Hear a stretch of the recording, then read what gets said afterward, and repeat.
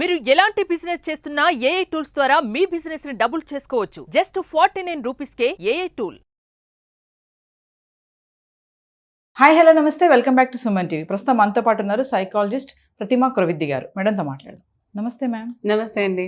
Ma'am, ఆడపిల్లలకి పెళ్లి చేశాక ముఖ్యంగా తల్లులు చేసే కొన్ని మిస్టేక్స్ ఉంటాయి. కొన్ని అనొద్దు, చాలానే ఉంటాయి. అంటే గారాబం, మన ఆడపిల్ల కదా అనేసి. మరి ఒకళ్ళ ఇంటికి ఇచ్చాక కూడా ఈ ప్రేమ అనేది అతి అయిపోతుంది. అతి వల్ల చాలా సమస్యలు కూడా వస్తాయి. అంటే ముఖ్యంగా తల్లులు చేసే తప్పులు ఏముంటాయంటారు ఆడపిల్లని పెళ్లి చేశాక? ఆడపిల్లల్ని పెళ్లి చేశాక 2 types ఆఫ్ పేరెంటింగ్ చెప్తానమ్మా దీంట్లో. ఒకటి, వాళ్ళు ఉంటే వాళ్ళ బాధ్యత తీరుస్తే చాలు, ఆ పెళ్ళి అనేది జరిగితే చాలు, మనం చేతులు దులుపుకోవచ్చు, ఇంకా ఆమెకి ఏం ప్రాబ్లం వచ్చినా నేను పట్టించుకోనే అవసరం లేదు, అదంతా చూసుకోవాల్సిందే అన్న ఒక వరుస ఉంటుంది వాళ్ళది. ఒక పేరెంటింగ్ స్టైల్ అదొక ఇది.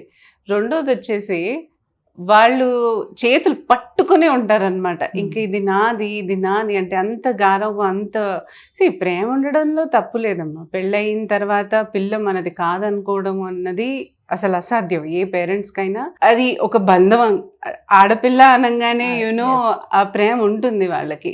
కానీ ఆ ప్రేమని ఆ అమ్మాయి అటు మీ ఇల్లు దాటి ఇంకో ఇంటికి వెళ్తుంటే మీరు ఒక ప్రొటెక్షన్ హ్యాండ్ ఇవ్వాలి, అంతే. కానీ ఆ అమ్మాయి కంప్లీట్గా ఆమె జీవితం ఇది నాది అని సర్వస్వం అన్నట్టు మనం ఉండలేము. సో 2 వరుసలు ఉన్నాయి దీంట్లో. నేను మీకు రీసెంట్గా జరిగిన కేసెస్ 2 చెప్తాను. ఈ 2 పేరెంటింగ్ స్టైల్స్ మీరు తెలుసుకోండి. రీసెంట్గా వచ్చిందనమాట అమ్మాయి. ఆ అమ్మాయి ఒకరిని ప్రేమించి పెళ్లి చేసుకుంది. సో ప్రేమించి పెళ్లి చేసుకోవడం అన్నది మహా తప్పు.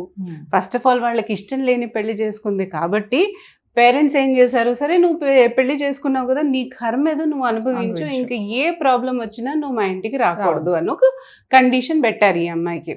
ఈ అమ్మాయి ఏం చేసింది, సరే ప్రేమించింది, పెళ్ళయింది, పర్వాలేదు, 10 ఏళ్ళు సంసారం బాగా సాగింది, 2 పిల్లలు పుట్టారు ఆ అమ్మాయికి, అంత అయింది. కానీ వీడు ఈ వెధవ పెళ్లి చేసుకున్న అతను ఇంకొకళ్ళని ట్రాప్లో పడేసుకున్నాడు అనమాట. సో ఈమెకి డబ్బులు ఇవ్వకపోవటం, ఇంట్లో ఖర్చులకి ఇవ్వకపోవటం, ఈమె కూడా ఉద్యోగం చేస్తుందనేసి ఈమె ఖర్చులు, ఈమె ఇంటి ఖర్చులు, పిల్లల ఖర్చులు అన్నీ ఈమెనే చూసుకోవాలి. ఒక్క పైసా అతను పెట్టేవాడు కాదు, పెట్టడు కూడా అసలు. సో ఈ అన్నీ చూసి ఎవరిని సహాయం అడగాలి ఈ అమ్మాయి? డబ్బు పరంగా కాదమ్మా, ఇక్కడ వచ్చింది ఏంటి, మారల్ సపోర్ట్ కదా. అమ్మాయికి కావాల్సింది మారల్ సపోర్ట్. మరి ఎవరిస్తారు? వెళ్ళి బయట యాచించలేదు, ఫ్రెండ్స్తో ఎంతని డిస్కస్ చేస్తుంది. ఆధారం ఏంటంటే సపోర్ట్ ఏంటి, మనకి స్ట్రాంగ్ సపోర్ట్ ఎవరు ఉంటారు? మన పేరెంట్స్ తప్ప ఇంకెవ్వరిని మనం ఆలోచించలేము. సో అలాంటప్పుడు పేరెంట్స్ దగ్గరికి వెళ్తే పేరెంట్స్, మేము వద్దన్నా నువ్వు కట్టుకున్న సంబంధం కదా, నీది నువ్వు అనుభవించు, మమ్మల్ని అడగకు. సో అలాంటి దీంట్లో ఈ అమ్మాయి పని చేస్తున్న చోటే ఈ అమ్మాయి అంటే ఒక కొలీగ్ ఉంటే వాళ్ళు కొంతమంది ఎఫెక్షన్ చూపిస్తారు కదా, అలాంటి ఒక అతనితో ఈ అమ్మాయి ఫ్రెండ్షిప్ చేసుకుందనమాట. రోజు కొంచెం షేర్ చేసుకోవడం ప్రాబ్లమ్స్. సో అబ్బాయి కూడా చాలా ఆసక్తిగా వినేవాడు, అయ్యో చాలా మటుకు హెల్ప్ చేశాడు. 4 ఏళ్ళు వీళ్ళ ఫ్రెండ్షిప్ చాలా డెవలప్ అయ్యింది. సరే సంతోషంగా ఉంది, నాకు ఒకళ్ళు దొరికారు కదా తోడు అనుకునే టైంలో ఆ అబ్బాయి, ఈమె పెళ్ళి అయిపోయింది, ఆ అబ్బాయిది పెళ్ళి అవ్వలేదు. సో అబ్బాయి ఏమన్నాడంటే, ఇది షాక్, ఆ అబ్బాయి, నేను ఇంకొకరిని ప్రేమించాను, వాళ్ళ అమ్మా నాన్నతో ఆమె మాట్లాడుతుంది, సో అది మాట్లాడగానే మేమిద్దరం పెళ్లి చేసుకుంటాము అనేసి ఒక మాట విసిరాడు. అయిపోయింది కదా ఈమె జీవితం. మళ్ళీ మొదటికే వచ్చిందా? అంటే మళ్ళీ మోసమేనా? అంటే మొదటిది మోసమే, రెండోది మోసమే, ఇప్పుడు ఏం చేస్తుంది? సో ఇది ఫ్రెండ్షిప్ అని అనుకున్నాను, సరే ఎక్కడో అక్కడ ఎమోషనల్ సపోర్ట్ కావాలని కదా ఆ వ్యక్తితో తన పరిచయం పెంచుకుంది, మళ్ళీ అక్కడ పోయింది. అదే అమ్మా నాన్న ఒక తోడుగా తన మైండ్ సెట్ తెలుసుకొని, తన ఇబ్బందులు తెలుసుకొని తనకు మారల్ సపోర్ట్ ఇచ్చినట్టయితే ఆ అమ్మాయి ఆ స్టెప్ తీసుకునేది కాదు. కానీ ఇప్పుడు చూడండి, డిప్రెషన్, దాని తర్వాత నేను అసలు నా జీవితం ఏంటి అనే రేంజ్లో వెళ్ళిపోతారు. ఇప్పుడు కావాల్సింది ఏంటి ఆ అమ్మాయికి? ఒక నీడ, ఒక అండర్స్టాండింగ్, ఏంటంటే ఒక బలమైన, ఓకే నీ పిల్లలకి మేము ఉన్నాము అని తెలియచెప్పడం. ఇది ఒక కేసు అయితే. రెండో కేసు ఇక్కడ చూడండి, పేరెంట్స్ మొత్తం చేతులు కడిగేస్తున్నారు. రెండో కేసు వచ్చేటప్పటికల్లా ఈ అమ్మాయి ఒక అతన్ని మళ్ళీ ప్రేమించి పెళ్లి చేసుకుంది, అయిపోయింది, అంత బాగున్నారు, సంతోషంగా ఉన్నారు అని అనుకుంటే, ఈ అమ్మాయికి ఏంటంటే పబ్బులు, ఆచారం, కల్చర్ ఫుల్ టోటలీ డిఫరెంట్. తిను తాగుడు, పబ్బు కల్చర్, ఫ్రెండ్షిప్ అలవాటు చేసుకోవడం, ఎక్కడ పడితే అక్కడ తిరగడం, రాత్రిళ్ళు లేట్ రావడం. సో ఇది మన ఇంట్లో సాధ్యం, ఎందుకంటే పేరెంట్స్ అలవాటు ఉండొచ్చు, పేరెంట్స్ అంతా చనువు ఇచ్చి ఉండొచ్చు, వాళ్ళు వెళ్ళొచ్చు. ఇప్పుడు వేరే ఇంటికి వెళ్ళేటప్పుడు ఆ అమ్మాయి ఎలా దిద్దుకోవాలి, ఎలా సరి చేసుకోవాలి? వాళ్ళ వాల్యూస్, వాళ్ళ కల్చర్, వాళ్ళ ఆస్పెక్ట్స్. ఎంత నీకు ఫ్రీడమ్ ఇచ్చినామా కొన్ని చోట్ల మనం అడ్జస్ట్ అవ్వడం నేర్చుకోవాలి. అవతలాడి కల్చర్ అది కానప్పుడు మనలో అది అంత ఫ్రీడమ్ మనం అక్కడ తీసుకోలేనప్పుడు కొన్ని చోట్ల పెళ్ళంటేనే కొన్ని కాంప్రమైజెస్ మనం చేయాల్సి ఉంటుంది కదా. అది చేయకుండా సేమ్ నాది అలాగే సాగాలంటే ఎట్లా కుదురుతుంది? సో వీళ్ళు ఏం చేశారు, ఈ తల్లిదండ్రులు ఈ పిల్లని సపోర్ట్ చేయడం మొదలెట్టారు. నీ అత్తగారు ఎట్లా, నీ మామగారు ఎట్లా, లేకపోతే నీ మొగుడు ఎట్లా, అసలు నువ్వు ఇలాంటివన్నీ ఎందుకు బరాయిస్తున్నావు, వాడిని మేము చూసుకుంటాము, నువ్వు అసలు వదిలేసే వాళ్ళ ఫ్యామిలీని అని చెప్పడం కూడా అధర్మం. ఎందుకంటే ఇక్కడ ఆ అమ్మాయితో పాటు ఆ అబ్బాయి కూడా ఉన్నాడు, వాళ్ళ జీవితం, వాళ్ళ ఫ్యామిలీ కూడా నాశనం అయిపోతుంది కదా. మరి తిను వెళ్ళే దారి కూడా మంచిదా? సరే ఉద్యోగం చేసి ఏదైనా రాత్రిళ్ళు లేట్ రావడము అట్లా చేస్తుందా అంటే కాదు. పబ్బులు, షికార్లు, వేరే వాళ్ళతో తిరగటాలు, స్మోకింగ్, తాగటం, మరి ఇవంతా వ్యసనం కదమ్మా. మరి ఎలా యాక్సెప్ట్ చేస్తారు ఏ ఫ్యామిలీస్ అయినా? సో అది చేయడం తప్పు. కాబట్టి ఇక్కడ పిల్లని సమర్థించకూడదు. వాళ్ళు పిల్లని అయ్యో నువ్వు చేస్తున్నది తప్పు అని తల్లిదండ్రులు చెప్పాలి. మరి అది జరగలేదు అక్కడ. అక్కడ ఆ సపోర్ట్ ఇవ్వలేదు, ఇక్కడ ఈ సపోర్ట్ లేదు.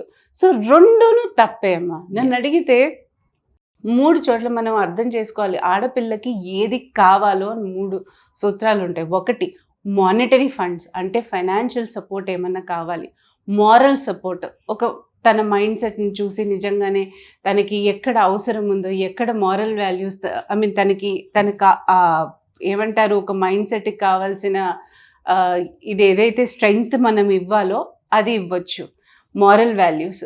ఇంకోటి మానిటరీ, మారల్ అన్నాను. ఇంకోటి ఏముంటుంది, ఒక మంచి మెంటల్ సపోర్ట్ ఇవ్వాలి. స్ట్రాంగ్ మెంటల్ అలవాటు చేసుకో, ఏంటంటే వాళ్ళు కష్టాలు పడుతూ ఉంటారు ఫ్యామిలీస్తో. సో ఇదేంటంటే మెంటల్ సపోర్ట్ ఇస్తే వాళ్ళకి ఏదైతే మానసిక పరిస్థితుల్లో వాళ్ళు గురి అవుతుంటారో ఆ టైంలో వాళ్ళకి అదే స్ట్రెంగ్త్. సో ఈ 3 మాత్రం వాళ్ళకి కంపల్సరీ కావాలి. ఏది చెయ్యకూడదు అని కూడా చెప్తాను. ఫస్ట్, ఇంటర్ఫీరెన్స్ చేయకూడదు. మీ అత్తగారిది, మీ మావగారిది, మీ ఫ్యామిలీలో ఇదే జరుగుతుంది. ఏదో చిన్న చిన్న గొడవలు వస్తాయి. ఇప్పుడు అమ్మ నాన్నతో సర్దుకుపోవడానికి 21 ఏళ్ళు మనం కష్టపడి ఉంటాం. అక్కడ కూడా మనకు చిరుబుర్లాడో వస్తుంది. పేరెంట్స్తో కూడా వచ్చినప్పుడు అప్పుడప్పుడే వెళ్ళిన ఇంట్లో మరి అత్తగారు అవ్వనివ్వండి, మావగారు అవ్వనివ్వండి, మొగుడు అంత న్యూ ఎన్వైరన్మెంట్ కదా, అవ్వదని ఏం గ్యారంటీ? అవుతుంది. సో వీళ్ళు కలగ చేసుకోకూడదు ఆ విషయంలో. అలాగే అతిగా ఇంట్రెస్ట్ చూపించడం వాళ్ళ ఫ్యామిలీ విషయాల్లో. ఏం చేస్తున్నారు మీ మామగారు, ఏం చేస్తున్నారు మీ అత్తగారు, ఆవిడెవరు మొన్న వచ్చిన, మీ ఆరా తీయడం అనేది లేడీస్లో చాలా ఎక్కువ ఇంట్రెస్టింగ్ పాయింట్స్ అన్నమాట. అవన్నీ ఫస్ట్ అది మానేసేయండి, ఇంటర్ఫియర్ అవ్వడం మానేసేయండి. ఇంకోటి ఇంటిమిడేషన్, థ్రెట్ కాల్. మీ ఆయన ఏదన్నా చెప్తే విను. నేను చూసానమ్మా లైవ్గా, అసలు వీళ్ళు కేసులు తీసుకుని వస్తారు కదా, మీ ఆయన ఏదైనా చెప్తే చెప్పు, నేను కోర్టుకు తీసుకెళ్తా, వాడు ఎలా ఇవ్వడో చూస్తానంటే ఆడదానికి ప్రొటెక్షన్ ఎక్కువ లా ప్రకారంగా అని చెప్పి అతి ఇన్ఫ్లుయెన్స్లు కూడా చేయకూడదు. అది చేయటం మహా పాపం అనిపిస్తుంది. కొంతమందిని చూస్తే నిజంగానే ఆ ట్రాప్లోకి, ఆ లూప్లోకి పడుతున్నారు. అది అన్యాయం యాక్చువల్లీ. సో ఈ 3 వాళ్ళు గమనించుకోవాల్సి వస్తుంది. ఈ 3 వాళ్ళు చెయ్యకూడని పని.